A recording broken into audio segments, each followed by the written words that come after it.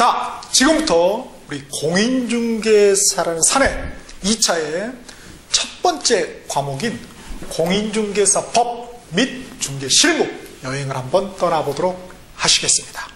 이 과목은 우리가 1차, 2차, 동차라고 그러죠. 이 동차 합격을 하는데 절대적으로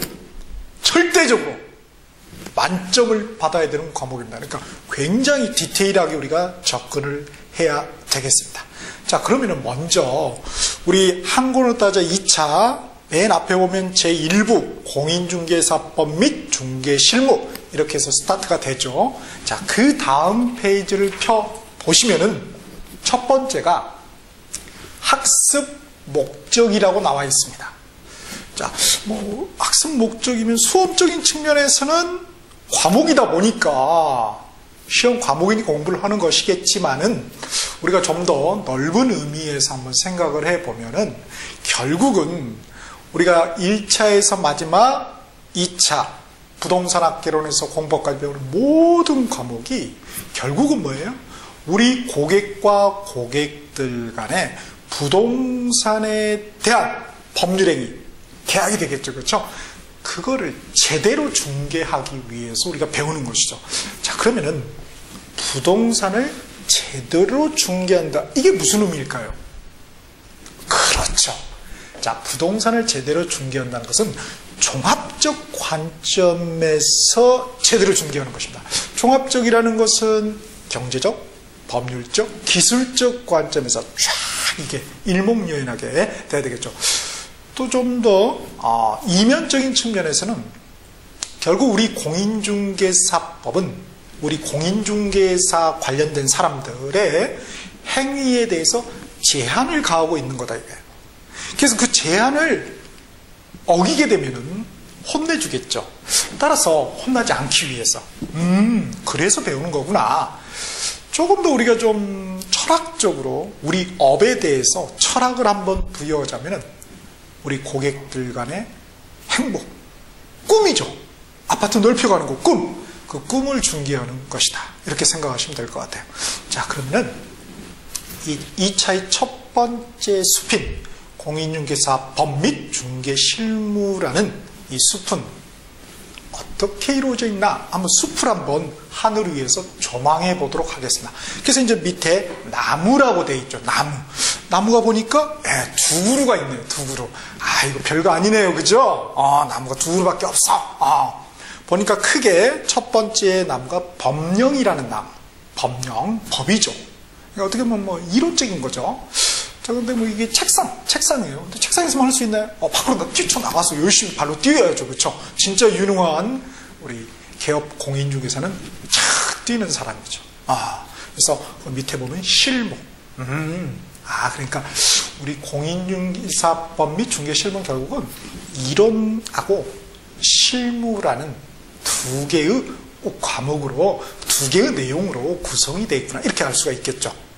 자, 그러면은 법령을 보니까 크게 두 개의 나무 가지가 있네요. 이제 장가지가 굉장히 많고, 자, 법이니까 이 법에는 여러 가지 각칙이 있지 않겠어요? 각각의 규칙. 법이라는 것은 우리가 함께 합의한 규칙이죠. 쉽게 말해서. 그러면은 이 각각의 규칙이 뭔가 공통된 규칙이 있겠죠.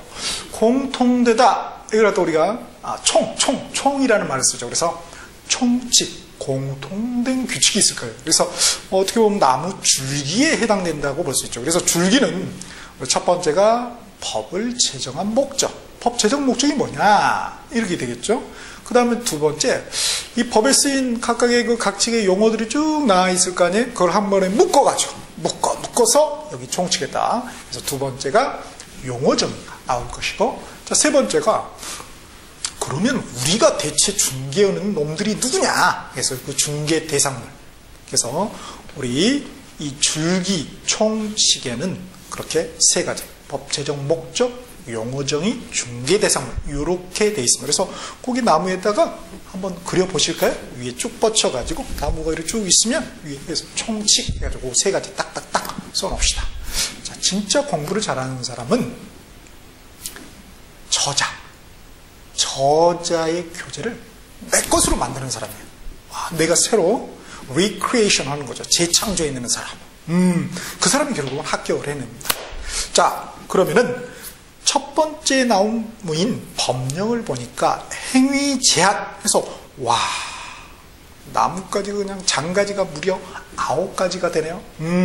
자, 그러면은 요 잔가지들은 어떠한 맥락에서 구성이 됐냐면은 바로 우리가 중개, 아파트 중개하는 거, 이거 어떤 절차에서 우리가 할 수 있지? 그거를 쭉 기술해 놓는 겁니다. 자, 제일 먼저 뭘 해야 될까요? 그렇죠, 자격증을 따야 되겠죠? 그래서 그 자격증이 뭡니까? 공인중개사 아니겠습니까? 그래서 1번 동그라미에서 공인중개사 나와 있어요. 그럼 자격증 따면은 바로 이렇게 중개할 수 있나요? 아니죠. 여러분, 운전면허증 따면은 바로 되나요? 잘 안 되죠. 이론 통과할 때 바로 되나요? 그렇죠. 도로에 운전 그거 좀 실무 좀 닦아야 되잖아요. 그래서 두 번째가 실무 교육이라는 게 있고, 그 다음 세 번째가 이제 비로소 개설 등록을 하게 됩니다. 등록 관청에, 각 시군구청에 등록 관청이라고 그러죠. 그래서 개설 등록한다. 개설, 말이 어렵네요. 즉 쉽게 말해서 셧다문 여는 거. 우리 중개사무소 셧다문 여는 거, 그걸 뭐라고 그런다? 10개자 설립을 설정해서 개설. 그 다음에 개설하면은 내가 개설했어 이렇게 보여줄 필요가 있겠죠.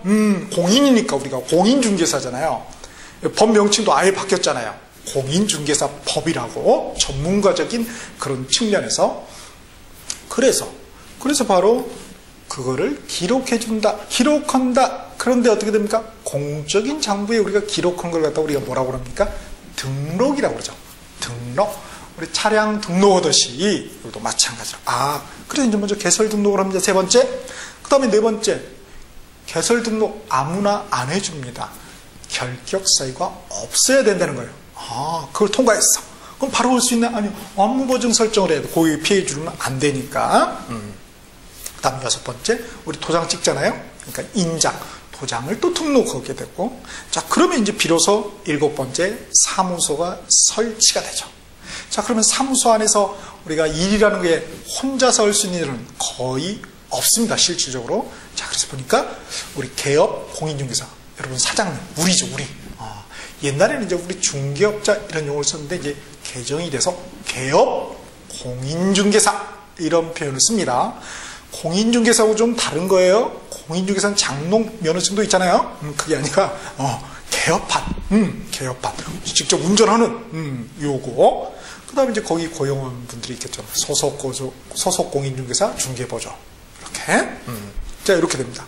자, 그러면 요 사람들, 우리 사장님하고 종업원이 뭔가가 해야 될 일도 있겠지만 특히 법에서 하지 말라고 한 일이 있겠죠.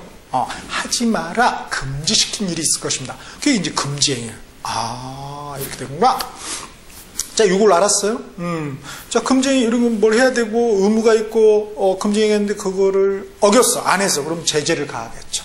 그래서 오른쪽 나뭇가지가 제재사 이렇게 되어 있어요. 그래서 행정처분하고 행정처벌이 있다. 이제 요게 이제 뭔지는 우리가 이제 구체적으로 이제 뒤에서 하나씩 볼 겁니다. 그래서 행정처분은 취소, 정지, 취소처분, 정지처분, 이런 게 있고, 그다음에 행정물은 전과자들은 징역벌금 이런 게 있고, 전과자는 아니지만 좀 돈 나가서 아쉬운 과태료가 있습니다. 자, 이래서 법령이라는 첫 번째 나무는 그렇게 구성이 돼 있습니다. 나뭇가지가. 자, 그럼 이제 두 번째 나무를 보죠. 자, 이렇게 해서 공인중개사 자격증을 따가지고 사무소 오픈해가지고 금쟁이가 뭔지도 알았어요. 자, 그럼 뭐 해야 됩니까? 그렇죠. 갑돌이가 지나가다가 우리 아파트 팔아주세요.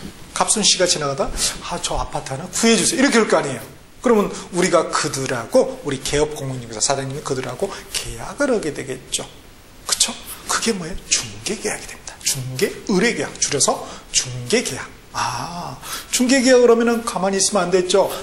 인터넷 막 뒤져보든 뭐 하든지 그 정보를 구해야 될 거 아니야. 그게 바로 이제 거래정보망이라는 게 있습니다. 우리. 그 다음에 다 구했어요. 물건도 구하고 사람도 구했어. 그 다음에 이제 세 번째 뭐 해야 되겠어요? 이제 불러가지고 잘 중개대상물이 이제 이게 문제가 있는지 없는지 잘 조사해야 되겠죠. 또 확인해야 되겠죠. 자, 그거를 갖다 나만 알고 있으면 되나요? 아니죠. 설명을 해야 되겠죠. 그래서 중개대상물 조사 확인 설명이라는 게 세 번째 잔가지로 있는 것입니다. 그 다음에 네 번째, 이제 이상이 없으면은 거래계약을 이제 체결하겠죠. 고객 간에 우리가 거기에 중개를 하는 것이고요. 그리고 이제 끝나는 것이 아니라 그 네 번째 거래계약 다음에 점하고 거래신고라고 써줍시다. 거래신고. 우리가 또 신고돼야 돼. 개업공인중개사가 자, 요게 말이죠.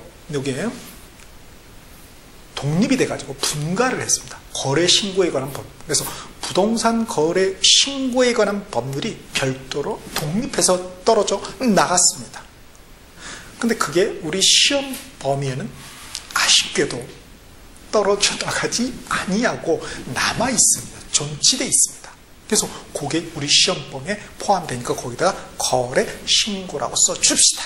오케이.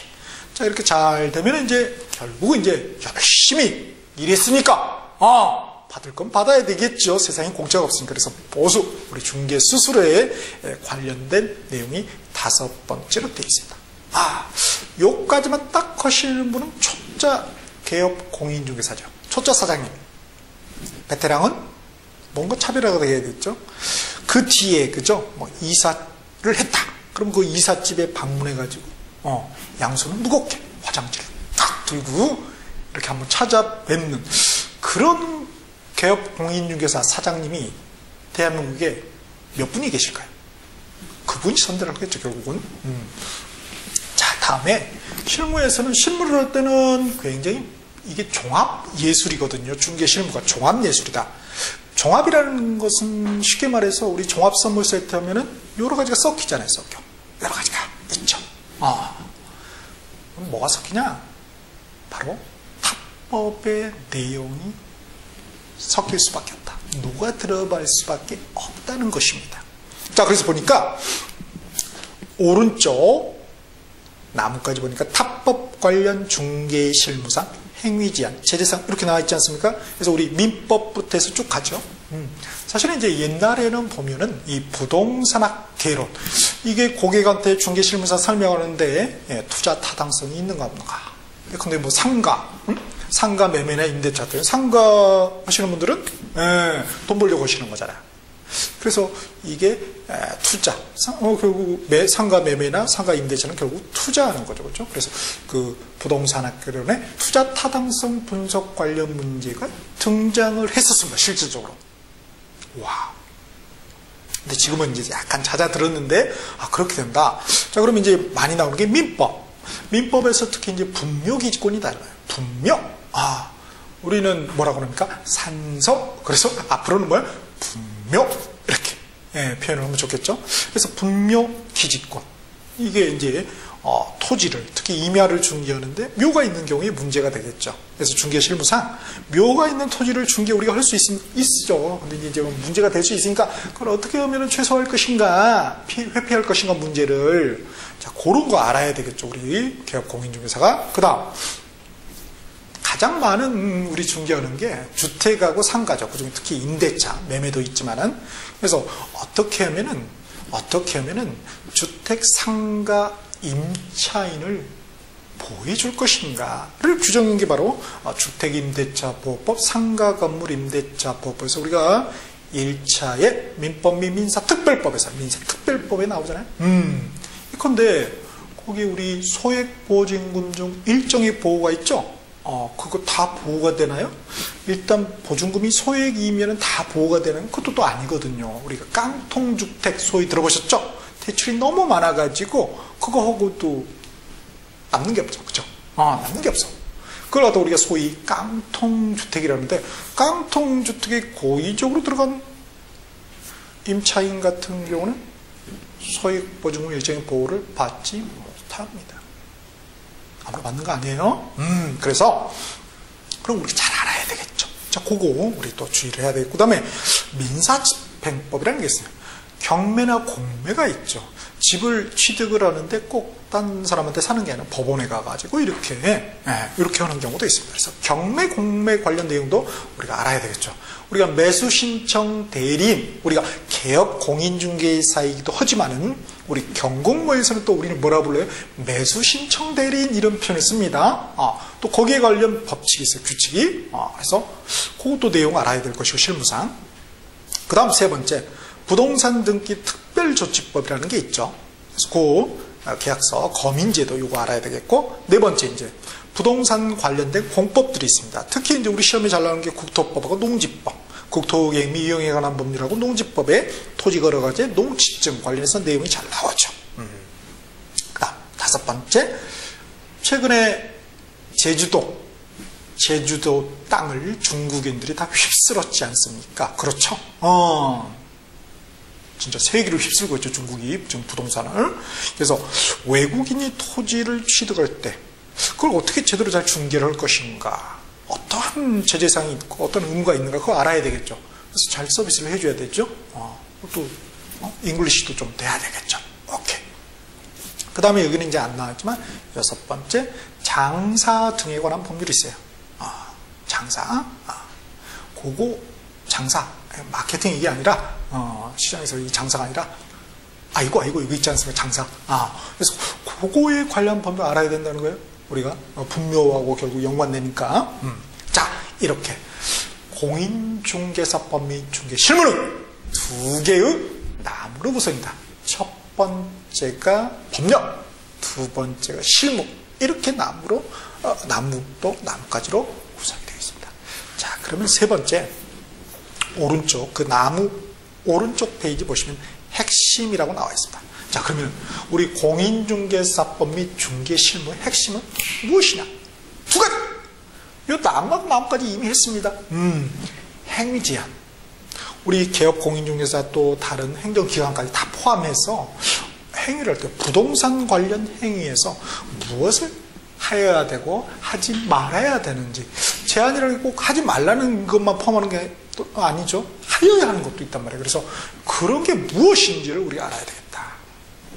그걸 어디에 써놨다? 그거를 바로 법 조문에 써놨다는 거예요. 그걸 법 조문에 써놨다. 그 다음, 그 행위 지연을 그 행위를 했어요. 의무를 지켰고 금지는 안 하고 했단 말이에요. 그런데 그걸 위반했을 때는 혼내주겠죠? 그게 제재사이다. 자, 이렇게 공인중개사법 및 중개실무의 핵심은 딱 두 가지다. 어떻게 보면 한 가지죠. 행위 제한과 그걸 위반했을 때 제재사. 바로 그겁니다. 그래서 모든 법 조문은 다 그렇게 구성이 되어 있다. 이렇게 봐도 과언이 아니죠. 어려운 표현으로 뭐죠? 일이관계입니다. 그래서 우리가 이 공인중개사 법령 및 중개실무 이 과목에서는 요거 하나로, 이거 하나, 행위제한과 제재사항 요거 하나로 처음부터 끝까지 마치 공자님처럼 일이 관지할 것입니다. 오케이. 자, 그러면은 더 세밀하게 한번 살펴보겠습니다. 핵심이라고 되어 있는 거 다음 페이지를 보시면은 공인중개사법 이해라고 되어 있을 거예요. 찾으셨나요? 오케이. 자, 보니까 핵심이 뭐라고 그랬어요? 행위제한과 제재사항이죠. 그러면 누구의 행위? 이런 말이 나와야 되겠죠. 모든 사람이죠, 사실은. 그래서 개업 공인중개사 등에 대한 행위제한 제재사항이에요. 우리가 개업 공인중개사는 알겠다 이거예요. 개인이 하는 경우도 있고 법인이 하는 경우도 있고 알겠다 이거예요. 그래서 개인은 이제 공인중개, 그죠. 공인중개사면 개업 공인중개사를 하겠죠. 그 다음에 중개인이라는 표현은 없어요. 우리 중개인이라는 표현은 없는데 복도방 옛날에 하신 분들 있죠. 이런 분들도 개업 공인중개사에 해당이 되겠죠. 그 다음에 법인, 법인이 또 법인은 이제 본점, 대리점 있겠죠, 그렇죠? 그래서 주사무소, 분사무소. 자, 이런 개업 공인중개사가 있을 거죠. 그럼 등은 대체 뭐냐? 등 밑에 쭉 선을 보니까 개업 공인중개사 그 사무실에서 일하는 소속 공인중개사 중개보죠. 그리고 부동산 거래 정보를 하는 사람인 거래정보사업자 이렇게 됩니다. 그리고 또 일반인, 더 나아가서 행정기관도 행위자인이 따른다는 거예요. 그래서 우리 국토교통부 장관, 시도지사, 시장문서구청장이 나옵니다. 이렇게. 자, 그러면은 행위제한 보면은 밑에 의무라고 돼 있죠. 보니까 자기 의무가 있고, 그러니까 뭐뭐 하여야 한다 이렇게 법에는 기술이 돼 있겠죠. 그다음 부작위 의무가 있습니다. 법에는 뭐뭐 하지 말아야 한다. 그래서 가장 대표적인 부작위 의무가 우리 금지행위라는 게 나올 것입니다. 그 금지행위가 이제 가장 핵심이 되겠고요. 그 다음 그걸 위반했을 때 밑에 제재사항 보니까 행정처분, 행정처벌이 나누죠. 자, 행정처분은 취소 정대. 이 취소라는 것은 자격이나 등록이나 지정취소예요. 자격을 취소한다든지, 그렇죠. 공인중개사 자격을 취소하는 거. 행정처분이죠. 행정청에서 하는 것이니까 뭔가 처분을 한다 이거예요. 그 다음에 우리 이 중개업 개설 등록 이걸 등록을 갖다가 또 뭐 취소한다든지, 그 다음에 거래정보사업자 지정을 또 취소하다든지. 그래서 자격 취소, 등록 취소, 지정 취소 이렇게 크게 세 가지가 있고요. 그 다음에 이제 정지라는 것은 소속 공인중개사의 경우죠. 그 자격을 정지한다든지. 그 다음에 뭐 우리 개업 공인중개사의 중개 업무를 갖다 정지한다든지 이런 게 있어요. 그래서 오른쪽에 보면 이제 세 석이 나와 있죠. 다 보면 뭐 취소 아니면 정지, 그죠? 취소 아니면 정지 다 이렇게. 누가 하느냐 밑에 이제 꼭 대비되는 누가 처분을 때린지 또 기술이 되어 있습니다. 이걸 이제 우리가 법 조문을 통해서 하나씩 보겠다는 거죠. 그 다음에 행정처벌 보니까 형벌하고 질서벌이 있습니다. 형벌하고 질서벌. 그래서 3학년 위반, 3년 이하의 징역, 2천만 원 이하의 벌금이죠. 1학년 위반. 마찬가지로 뒤에서 자세히 할 것입니다. 그 다음에 과태료 보면 3천만 원 이하부터 해서 뭐 취소세법까지 좀 다양하게 있죠. 자, 요런 내용을 반드시 무엇을 통해서, 그렇죠. 바로 이 법조문을 통해서 반드시 우리가 확인을 해야 되겠습니다. 우리 시험에 나오는 모든 보기는 거의 99.9% 법조문에 있는 것을 갖다가 틀린 법으로 뒤바꿔서 내는 것이죠. 오케이. 자, 그래서 요게 이제 가장 핵심이다. 자, 다시 이제 앞쪽 핵심으로 와서요. 자, 거기에 핵심에다 형광펜 밑줄 쫙 그으실까요? 핵심이다. 펜 준비하셨죠? 우리 수험생의 자세. 펜은 우리가 어떤 정말 중요한 어떤 테마적인 측면은 형광펜을 쓸 것이고요. 그 다음에 이제 내용의 중요도에 따라서 빨간 펜, 파란 펜, 검정 펜을 쓸 것입니다. 그래서 네 가지 펜을 딱 준비를 해 두시기 바랍니다. 오케이. 미리 준비하셨다고? 자세가 되셨네. 오케이. 자, 그래서 핵심에다 형광펜 쫙 하시고 빨간 펜 밑줄 그읍시다. 행위제한 제재사항. 빨간 펜 밑줄 쫙. 어떤 빨간 펜으로 쫙 이러면 안 됩니다. 사소한 것에 정성을 기울이는 그 마음이 우리 인생을 바꾸잖아요. 그래서 거기다가 빨간 펜으로 자를 대고 이렇게 딱 하세요. 오케이? 자, 이번 시간에 우리가 꼭 잊지 말아야 될 건 뭐다? 다른 건 다 잊어버려도 좋은데요. 뭐 하나 잊지 말자? 그렇죠. 공인중개사법의 중개시험의 핵심이 뭐다? 그렇죠. 첫 번째, 행위제한. 두 번째, 그걸 위반했을 때 제재사항. 한번 외쳐보실까요? 오케이. 행위제한. 제재사항. 그렇죠. 옆집에 난리 났죠. 그렇죠? 누구냐고 대체. 신고 들어갑니다. 그러면 합격입니다. 자, 그러면은 좀 더 이제 구체적으로 기술이 되는 게 핵심 밑에 보면 1 해가지고 법령, 2 밑에 실무에 되잖아요. 그래서 법령은 총 14개의 출제 테마별로 이렇게 쭉 나와 있고요.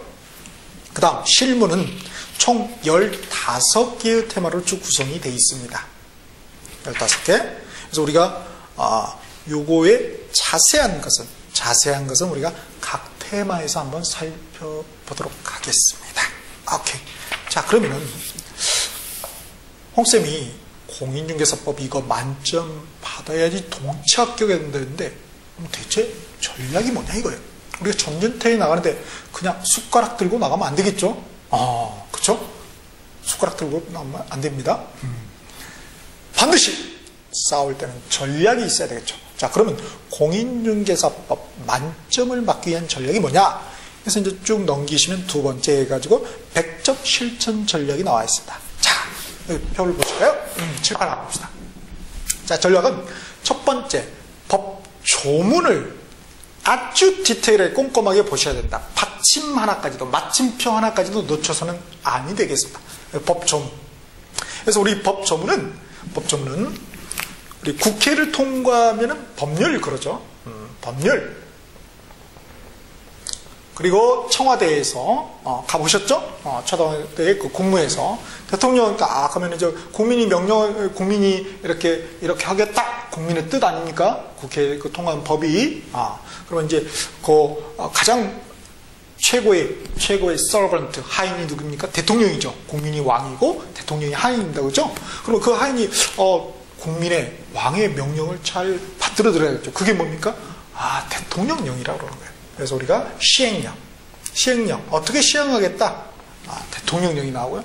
그 다음에 그 밑에 또 하인이 있죠? 하인의 하인 장관이 있지 않습니까? 그게 뭐예요? 그게 시행규칙이 됩니다. 그래서 우리 시행규칙은 우리의 경우는 국토교통부 장관령이 되겠죠. 오케이? 자, 이렇게. 자, 그러면 이 법 조문이 있는데 이 법 조문에 대해서 어떤 사례가 있을 수가 있겠죠. 그렇죠? 그러면 어떤 분쟁이 있을 거란 말이에요. 조문과 관련된 어떤 분쟁이 있을 것이다. 그러면 그 분쟁을 갖다 해결해 주는 사람이 누굽니까? 판사님이죠. 그래서 판사님이 이건 이런 거야 라고 교통정리를 해준 게 있지 않습니까? 그래서 재판의 판결의 해서 판례라는 게 있습니다. 그래서 이 판례도 관련 판례도 우리가 알아야 되겠고요. 그 다음에 법조문 보면은요, 법률 시행령 시행규칙 보는데 쭉 법제처에 가서 이제 우리 법제처 가서 검색하시면 되는데, 법률의 시행령의 시행규칙 보면 보통 이제 밑에 보면 뭐가 있어요? 별표, 또 서식 이런 게 있단 말이에요. 우리 시행령에 보면 별표가 있어요. 별표. 스타가 아니라 별도의 표가 있습니다. 법의 내용을 표로 나타냈다는 거죠. 그러니까 이것도 하나의 법조문이다 이거예요. 그 다음에 또 서식이 있어요. 서식. 그것도 역시 법의 내용이 서식화된 거죠. 그리고 당연히 벌표하고 서식도 우리가 꼼꼼하게 연결해서 봐야 되겠다. 그리고 타 과목을 연계해서 반드시 우리가 또 봐야 되겠다. 그래서 이 세 가지 전략이 꼭 필요하다. 세 가지 전략. 자, 그러면은 우리 100점 실천 전략 밑에 보면 법조문 돼 있죠? 3단 비교표. 그래서 우리가 법조문을 법률 시행령 시행규칙을 3단 비교표로 해서 우리가 다혈했어요. 뒤에 보면은. 그래서 우리 법률 보면은 59개가 있어요. 총 세보니까. 1조에서 51조까지만 있는데, 삭제된 거 뭐에 1조에 2조에 2 이렇게 될 수도 있거든요. 그래서 보면은 59개. 그 다음에 시행령이 47개입니다. 1조에서 38조까지지만 47개의 실제 우리 조문이 있고, 그 다음에 시행규칙이 31개가 있어요. 1조부터 29조까지만 기술이 되어 있지만, 그래서 조문의 총 수는 137개 조문입니다. 137개 조문. 그 다음 시행령에는 이제 별표가 있어요. 별표가. 그래서 2개의 별도의 표가 있고, 그 다음 시행규칙에는 서식이 무려 28개가 있어요. 28개. 만만치 않죠. 그렇죠. 근데 이제 법 조문이 총 137개밖에 되지 않다 보니까 아주 얄밉게 출제를 할 수밖에 없다. 조문이 몇 개 안 되잖아요. 그렇다 보니까 밑에 함정을 파게 되더라. 자, 함정 보니까 숫자, 사람, 기관 함정, 일상, 평어 함정 이렇게 있단 말이에요. 근데 가장 어려운 게 일상, 평어 함정입니다. 일상, 평어 함정. 그래서 이거 쭉 읽어보시면 와우, 정말 무서워요. 중간에 보면 할 때냐 한 때냐. 할이라는 것은 미래, 아직 안 한 거죠. 한이라는 것은 뭐예요? 해버렸다, 과거죠. 하나는 리을이고 받침이, 하나는 니은이잖아요. 받침이 틀려서 틀리다는 거예요. 받침이 틀려서. 물론 내용이 틀리긴 하지만은. 그래서 우리 공인중개사법 시험은 바로 오탈자 찾기 게임이다. 숨은 그림 찾기 게임이다 이거예요. 그러려면 어떻게 된다? 송곳이 돼야 된다. 송곳. 대충 공부해서는 안 된다는 거죠. 대충 공부는 안 된다. 그래서 제가 이제 송곳 작업도구로 그 색깔펜을 준비하라는 것입니다. 오케이? 자, 그 다음에 서식 한번 볼 거예요. 서식은 기재사항을 꼼꼼히 봐야 돼요. 기재사항을. 그래서 기재사항이 뭐가 있는가 하나씩 다 봐야 돼, 다. 그리고 칸이 돼 있는 경우가 있죠. 칸. 그럼 칸별로 또 기재사항이 뭐가 차이가 있는가 구별을 해야 된다는 거예요. 그 다음에 또 비슷한 또 서식이 있어요. 그럼 다른 서식하고 어떤 차이점이 있는가? 그 집안도 구별을 잘 해야 돼요. 집안을 서로 바꿔놓으면 틀린 보기가 되는 거죠. 그래서 특히 이제 중요한 게 네 번째 보면 전속 중개계약서라는 거. 그 다음에 여섯 번째 이제 중개대상물 확인 설명서 있죠. 이 중개대상물 확인 설명서는 거의 빠지지 않고 나옵니다. 그 다음에 이제 탁과목 연구에서는 이제 쭉 나오고 있지만 특히 중요한 게 우리 민사특별법의 주택임대차보호법, 상가건물임대차보호법이 이제 가장 핵심이고요. 그 다음에 세 번째 보니까 우리 경공매 관련해서 공인중개사의 매수인증 대리인 등록 등에 관한 규칙하고 예규, 이게 중요했고, 다음에 이제 외국인 토지법 반드시 나오죠. 신고나 허가 해야 된다는 거. 그 내용이 뭔지 신고해라, 허가해라, 허가 맡아라. 다 뭐예요? 행위 제한이죠, 결국은. 그 다음에 하나 더 써놓읍시다. 일곱 번째 아주 장사법. 그래서 땡땡 묘지 관련 행위자 이렇게 써놓읍시다. 자, 이렇게 쭉 한번 넘겨보시고요. 그 다음에 세 번째 뭐 중개 흐름도 잘 흐름 읽어보시면 될 것 같고, 네 번째 뭐 부동산 중개 판매 과정 일본 쪽발이가 해놨는데 한번 참고적으로 보시고요. 그 다음 출제 경향 학습 전략이 있죠. 자, 우리 시험은 법령하고 실무로 구성이 되어 있다. 공인중개사 법령하고 실무로. 자, 법령이 보니까 70%예요, 무려. 사치에 40문제니까 28문제가 여기서 집중적으로 나온다는 거예요.